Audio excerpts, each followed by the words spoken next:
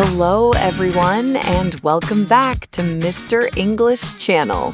I am so happy to be here with you today.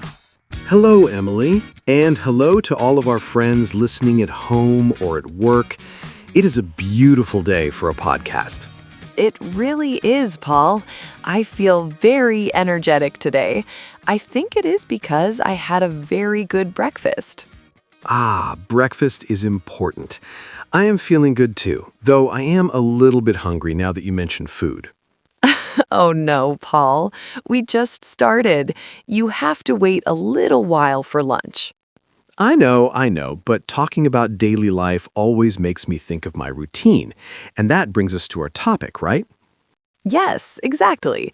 Today we are talking about the words we use every single day, the everyday words. I love this topic. Sometimes we look for very big, difficult words, but the small words are the ones we use the most. That is so true. Think about it.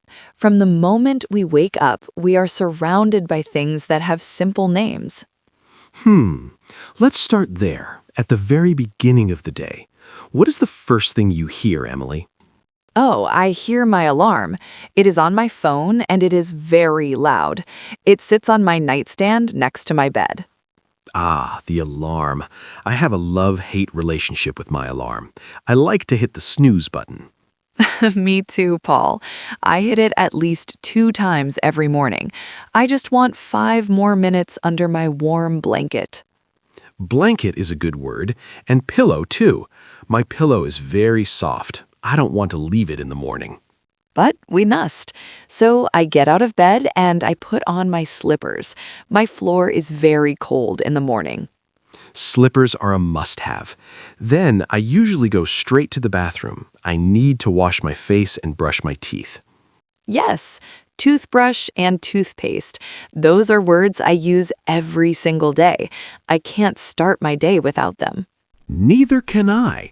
And I look in the mirror. Sometimes I look a bit messy in the morning, but the mirror doesn't lie. No, it doesn't. After the bathroom, I go to the kitchen. This is my favorite part of the house. Mine too. I head straight for the coffee maker, or the kettle if I want tea. Do you drink coffee or tea, Emily? I usually start with a big glass of water. Then I make some tea. I love the sound of the water boiling in the kettle. The kettle. That is a very common word in my house. I use it for tea, for coffee, even for cooking sometimes. And then there is the fridge. I open the fridge and I look for my breakfast. Usually it is eggs or maybe some yogurt. I like cereal, so I need a bowl and a spoon. Bowl, spoon, fork, knife. These are the tools of the kitchen. They are. It is funny how we don't think about these words, but we use them 3 or 4 times every day. Exactly. We use them, we wash them in the sink, and we put them away in the cupboard. Cupboard is a funny word, isn't it? It's like a board for cups, but we put everything in there. You're right. Language is interesting. So after breakfast, I have to get ready for work. Me too. I have to find my keys. Paul, I always lose my keys. They are never where I think they are. Oh, I am the same. I look on the table, I look in my bag, I even look in my coat pockets. Keys and wallet. Those are the 2 things I check for before I walk out the door. Yes. Do I have my phone? Do I have my wallet? Do I have my keys? It is like a little song I sing to myself. I do the exact same thing. Then I grab my bag and I head to the car. Or sometimes I walk to the bus stop. Walking is nice if the weather is good. I like to walk because I see the neighborhood. I see trees and houses. And you see other people. You can say hello and good morning, just like we talked about in our other episode. Yes. If I take the bus, I need my bus pass or some coins. Pass and coins are very useful words. They are. When I get to my office, the first thing I do is sit at my desk. I turn on my computer. Ah, the world of work. Computer, screen, keyboard, mouse. We spend so many hours with these objects. We really do. And the mouse, it's a funny name for a piece of technology, isn't it? It is. I remember when I was a child, a mouse was only a small animal. Now it's something on my desk. True. And then there's the email. I check my inbox every morning. It is usually full of messages. Emails can be stressful, especially when there's a deadline. That is a word I hear a lot at work. Ooh, deadline. That word makes me feel a little bit nervous. It means I have to finish my work quickly. Yes, exactly. But it feels so good when the work is done and you can close your laptop. Speaking of finishing work, if you are enjoying this conversation about everyday words, don't forget to like the video. Yes, and please subscribe to the Mr. English channel. It helps us so much when you share our videos with your friends. We love seeing our community grow. If you are still listening, comment the word daily in the comments below. Daily, because these are the words we use every day. It shows us that you are practicing your English with us. So, Paul, after work, I usually go to the supermarket. I need to buy food for dinner. I go to the supermarket often too. I always try to make a list, but sometimes I forget it at home. Oh no, then you have to remember everything. Milk, bread, apples, pasta. Yes, I walk down the aisles looking for what I need. Aisle is a tricky word to spell, but a very common place. It is, and I use a basket if I only need a few things, or a cart if I'm buying a lot. I usually end up with a cart because I always see things I want but don't need, like we discussed before. The supermarket is full of temptations. Then I go to the cashier to pay for my groceries. Do you use a credit card or cash, Emily? I usually use my card. It is faster. I use my card too, but sometimes I have a few coins in my pocket for small things. And don't forget the receipt. I always take the receipt just in case I need to check the prices later. Good idea. Then I carry my bags to the car. Bags is another word we use all the time. Plastic bags, paper bags, or reusable bags. I try to use reusable bags. They are better for the environment. I keep them in the trunk of my car. Trunk, that's what we call the back of the car. In some places, they call it a boot. English has many names for the same thing. That's true. It can be a little confusing, but trunk and boot are both good words to know. When I get home, I am usually tired. I put my bags on the kitchen counter, and I take off my shoes. Taking off your shoes is the best feeling after a long day. I put on my house shoes or my slippers again. Then it is time to cook dinner. I use a pot to boil water for pasta or a pan to fry some vegetables. Pot and pan. Very simple words, but very important for a delicious meal. I also use a timer. I don't want to burn my food. I am not a very good cook, Paul. Don't worry, Emily. Practice makes perfect, even in the kitchen. I hope so. After dinner, I have to wash the dishes. I use a sponge and some dish soap. I have a dishwasher, so I just put everything inside and press a button. It is a very helpful machine. Oh, I am jealous. I have to do mine by hand in the sink, but it is okay. It gives me time to think. That's a nice way to look at it. After the chores are done, it is time to relax on the sofa. Yes, the sofa or the couch. I sit down and I pick up the remote. The remote control, the most important object in the living room when you want to watch a movie. Exactly. I look for something funny to watch. I like comedies. They make me feel happy before I go to sleep. I like documentaries. I like to learn about animals or history. It is very relaxing for me. That sounds interesting. Sometimes I read a book instead of watching TV. I have a small lamp next to my sofa. A book and a lamp. That sounds very cozy, Emily. I like to read in bed. Reading in bed is great, but I usually fall asleep after 2 pages. Me too. My eyes get very heavy.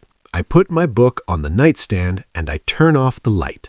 But before I sleep, I have to plug in my phone. I need to charge the battery for tomorrow. Charger. That is a word we definitely use every day. Where is my charger? My phone is at 5%. Yes, that is a very modern problem. We didn't say that 20 years ago. No, we didn't. Life changes, and our words change too. But many things stay the same. Like our bed and our pillow. I set my alarm again, and the cycle starts over. It is amazing how many words we just used to describe a normal day. It really is. And notice that we didn't use any very difficult grammar, just simple, real English. That is the secret to feeling confident. You don't need to know every word in the dictionary. No, you just need the words that describe your life, the words for your home, your work, and your hobbies. I think our listeners should try to name the things they see around them today. That is a great idea. If you are sitting in a room, look around. What do you see? Is there a window, a chair, a table, a clock on the wall? Or maybe you are outside. Do you see a car, a bird, a flower, the sun? Every time you name an object in English, you are training your brain to think in English. Yes, and you don't even have to say it out loud. You can just say it in your head. But saying it out loud is good practice for your mouth and your pronunciation. True. Even if you are alone, you can say, "This is my coffee. It is hot. This is my spoon." People might think you are a little bit strange if they hear you, but it works. Just tell them you are practicing with Mr. English Channel. They will understand. Exactly. Emily, I was thinking about my walk this morning. I saw a very beautiful dog in the park. Ooh, I love dogs. Dog, cat, pet. These are words that bring a lot of joy to people. They do. The dog was running after a ball. Ball and run. Such simple words, but they tell a whole story. They do. It's about the connection. When you see someone with a dog, you can say, "What a cute dog." Yes, and that starts a conversation. Maybe you ask, what is his name? Or how old is he? See, we are back to being confident and talking to anyone, all because of a few simple words. It all fits together. Language is a tool for connection. It really is. Paul, I have a question for you. What is one word you use every day that you really like? That is a good question. I think I like the word together. Together? Why that word? Because it is a friendly word. We work together, we talk together, and we learn together. It feels positive. Oh, I love that. That is a very beautiful choice. How about you, Emily? What is your favorite everyday word? I think I like the word delicious. Because of the food? Yes. When I eat something good, I love to say, "Wow, this is delicious." It makes the cook happy. That is a great word. It shows appreciation. It's much better than just saying, it is good. Exactly. It has more flavor, just like the food. You are very funny today, Emily. I like your energy. Thank you, Paul. I think it's the tea and the great conversation. Well, we have covered a lot of ground today, from the alarm clock to the delicious dinner. We really have. I hope our listeners feel like they have some new tools for their English journey. I am sure they do. Remember, everyone, don't worry about the big words yet. Focus on the life around you. Yes, your life is the best textbook. Look at your real world and find the English names for it. And if you don't know a word, you can always look it up. That is how we learn. Speaking of learning, I think we are reaching the end of our time for today. Oh, really? Time always goes so fast when we are talking. It does, but we will be back very soon with another episode. I am already looking forward to it. I wonder what we will talk about next time. It's a surprise. You'll have to wait and see. Okay, I like surprises. Before we go, we want to say a big thank you to everyone who listens to our podcast. Yes, thank you so much. Your support means the world to us. We love reading your comments. Seeing where you are from and how you are practicing makes us so happy. It really does. So, don't forget to subscribe to Mr. English channel. And give this video a big like if you found it helpful. And remember our question from the middle of the episode. Leave a comment with the word daily. Or even better, tell us one thing you do every day and the words you use for it. Yes, like I use my brush every day, or I sit in my favorite chair.